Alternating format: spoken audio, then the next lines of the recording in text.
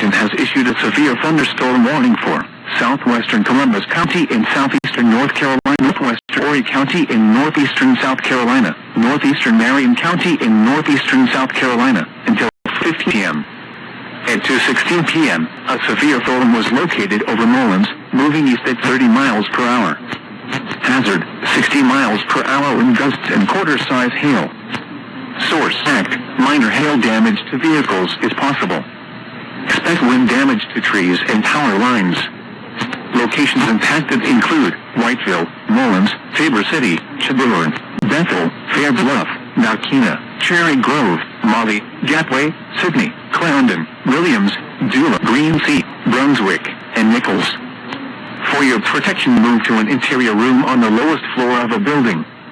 Please send your reports of hail or wind damage, including trees or large limbs downed, by calling the National Weather Service office in Wilmington at 1-800-697-3901.